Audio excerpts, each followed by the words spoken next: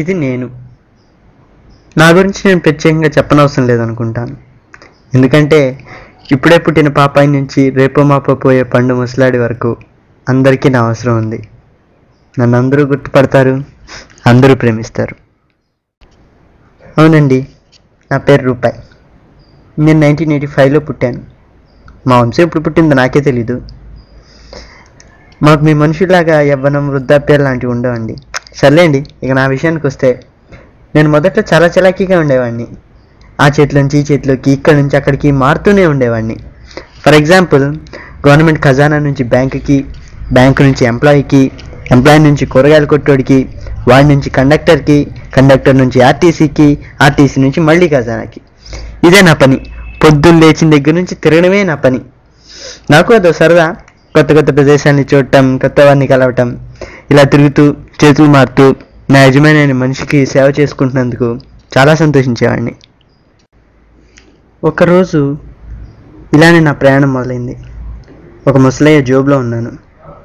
ఆయన ఒక గవర్నమెంట్ ఆఫీస్కి వెళ్ళాడు. అతనికి పాపం ఎన్నో కష్టాలు. కన్న పిల్లలు వదిలేశారు, పేదరికం, రావాల్సిన వృద్ధాప్య పింఛన్ ఇంకా రాలేదు. 6 నెలలుగా ఆఫీస్ చుట్టూ తిరుగుతూనే ఉన్నాడు పాపం.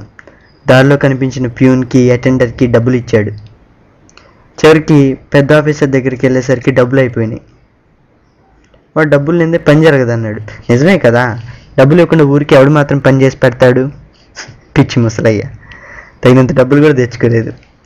రాత్రికి అప్పు చేసి తర్వాత రోజు తెచ్చిచ్చాడు అనుకోండి. ఆఫీసర్ పని జరుగుతుందిలే పొమ్మన్నాడు. తర్వాత ముసలాడ ఏమయ్యాడో నాకు తెలీదు, ఎందుకంటే నేను ఈ ఆఫీసర్ దగ్గరే ఉండిపోయాను. ఆ ఆఫీసర్ ఎలాంటి వాడో తెలుసుకునే లోపే వాడు మమ్మల్ని ఒక జైల్లో పెట్టాడు. అదేలేండి, మీ లాకర్లో పెట్టాడు. అక్కడే ఆ చీకటి గదిలో ఎన్నాళ్ళున్నానో నాకే తెలీదు.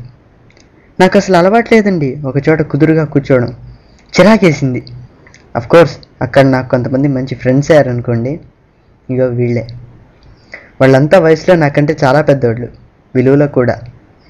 వాళ్ళతో ముచ్చట్లాడడం చాలా సరదాగా ఉండేది. ఒకరోజు 500 నోటు గారు అన్నారు,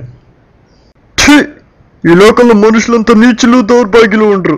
కాగితం ముక్కల కోసం, ఇనప మొక్కల కోసం కొట్టూసి వస్తుంటారు. ఇప్పుడేమైంది? ఎవరి గురించి మాట్లాడుతున్నావు? నువ్వు అయిన మొక్కవి, నేను కాగితం మొక్కని. నువ్వు ఇంకా చిన్నపిల్లాడిలే. పోను పోను నీకే తెలుస్తుంది. ఇంకా ఏం తెలియాలి ఏంటి? నీకున్న శక్తి సామాన్యమైంది కాదురా. నువ్వు తెలుసుకుంటే మనిషి చేత ఏమైనా చేయించగలవు. మనిషి హోదాని, భవితని, భవిష్యత్తుని శాసించేది నువ్వే. అసలు అంత దాకా ఎందుకు? నీ పేరేంటి తెలుసా నీకు? రూపాయి. నీ బొంద. నీ పేరు ధనలక్ష్మి.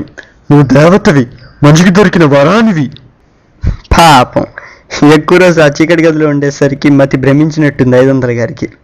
లేకపోతే నా పేరు రూపాయి, ధనలక్ష్మి సుబ్బలక్ష్మి కాదు. నా పేరు రూపాయి, అంతే. ఎన్ని రోజులు గడిచాయో ఏమో. ఒకరోజు మమ్మల్ని బయటికి తీశారు. ఎవరో తీశారు, ఎక్కడికో తీసుకెళ్లారు. చివరికి మాకు బ్లాక్ మనీ అని పేరు పెట్టారు. మరి తేడా ఏంటో నాకైతే తెలియదు, కానీ నా జర్నీ మళ్ళీ స్టార్ట్ అయింది.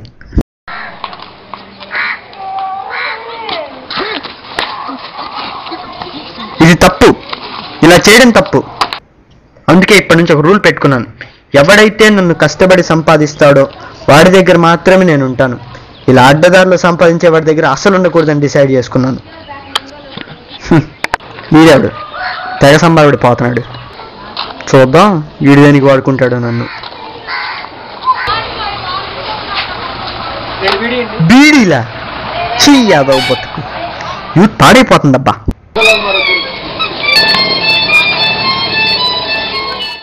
ఇతని పేరు ఆనంద్, కిరాణా కొట్టు ఓనర్. నేను ఇప్పటిదాకా చూసిన వాళ్ళందరిలోకి ఇతనే చాలా మంచోడిలా కనిపించాడు. చాలా మంచోడు. న్యాయంగా వ్యాపారం చేస్తాడు, నలుగురికి చేతనైనంత సాయం చేస్తాడు. నాకు చాలా బాగా నచ్చాడండి. ఇతని దగ్గర చాలా రోజులు ఉన్నాను. అతను కూడా నన్ను ఎవరికి ఇచ్చేవాడు కాదు. బహుశా నా వీపు మీద ఉన్న మచ్చే కారణమేమో. ఇతనికి ఒక కూతురు ఉంది, పేరు సుధా. చాలా మంచిది, అమాయకురాలు. మొన్న మధ్యనే పెళ్లి నిశ్చయించారు. పెళ్లి కొడుకు అందంగానే ఉన్నాడు. నాకేంటో వీళ్ళంతా నా కుటుంబమే అనిపించింది. సుధా వాళ్ళ అత్తగారి ఇల్లు. పెళ్ళై 6 నెలలైంది అప్పుడే. అంతా సవ్యంగానే సాగుతోంది. కానీ ఈ మధ్య సుధ మీద వేధింపులు మొదలయ్యాయి. సూటిపోటి మాటలు, సన్నాయి నొక్కులు మొదలయ్యాయి. ఇంకా కట్నం తెమ్మంటూ వేధించడం మొదలుపెట్టారు. తిడుతున్నారు, కొడుతున్నారు, హింసిస్తున్నారు. నాకు అర్థమవుతోంది, వీళ్ళకి ఇంకా డబ్బు కావాలి, ఇచ్చింది చాలలేదు, ఇంకా కావాలని వేధిస్తున్నారు. పాపం ఆనంద్, అతని పరిస్థితి కూడా ఏమీ బాగోలేదు.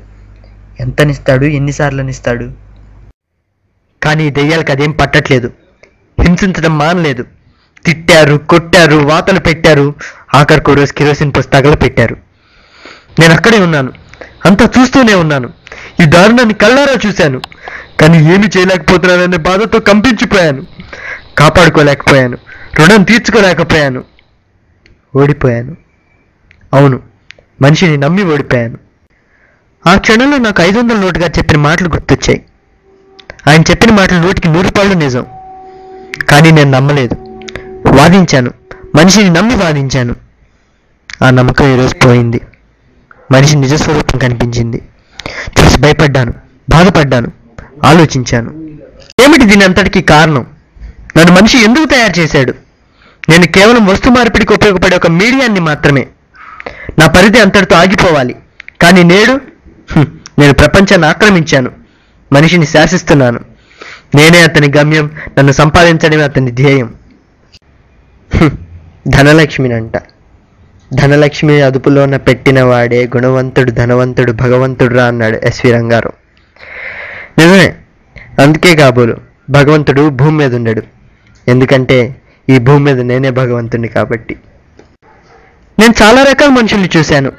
పేదవాళ్ళని, ధనవంతుల్ని, కూలి వాళ్ళని, కాలంలో తిరిగే వాళ్ళని, చితికిపోయిన రైతుల్ని, రాజకీయ నాయకుల్ని, కష్టం చేసే కార్మికుల్ని, కంపెనీలకు ఓనర్లని, లంచగొండుల్ని, దొంగల్ని, మోసగాళ్ళని, హంతకుల్ని, ఇలా చాలా మందిని చూశాను. సమాజంలోని అసమానతలకి కారణం నేను. ఒక మనిషికి ఇచ్చే హోదా, అతని విలువల్ని డిసైడ్ చేసేది నేను. నాకింత శక్తినిచ్చింది మనిషే. అవును, మీరే. మీ బలహీనతే నా బలం. నన్ను సాధించడానికి మనిషి ఏం చేయడానికైనా వెనకాడ్డు. అబద్ధాలు చెప్తాడు, మోసాలు చేస్తాడు, దొంగతనాలు, దోపిడీలు, హత్యలు చేయడానికి కూడా వెనకాడ్డు. అంతెందుకు, డబ్బు కోసం సొంత అన్నదమ్ముల్ని, కన్న తల్లిదండ్రుల్ని పొట్టను పెట్టుకున్న వాళ్ళు ఉన్నారు. అవును, ప్రపంచంలో ఏ మూల ఏ దారుణం జరిగినా దాని కారణాల్లో ఒకటి ఖచ్చితంగా డబ్బై ఉంటుంది. వద్దు, మనిషి చేత ఇన్ని పాపాలు చేయించే రూపం నాకొద్దు. ఇన్ని దారుణాలకు కారణమైన ఈ జీవితం నాకొద్దు. నా విముక్తి కావాలి. అవును, చచ్చిపోదాం అనుకున్నాను. నిజంగానే చచ్చిపోదాం అనుకున్నాను. అదే సమయానికి నాకు ఈ పిల్లాడు దేవుళ్ళలా కనిపించాడు. నాకు మోక్షాన్ని కల్పించబోతున్నాడు. చివరిగా ఒక్క మాట. డబ్బు పాపిష్టిది కాదు. దానికి ఏ స్వభావం ఉండదు. పాపాలు మీరు చేసి డబ్బు పాపిష్టిది అంటారు ఎందుకు? దయచేసి మమ్మల్ని మంచి పనులకు వాడుకోండి.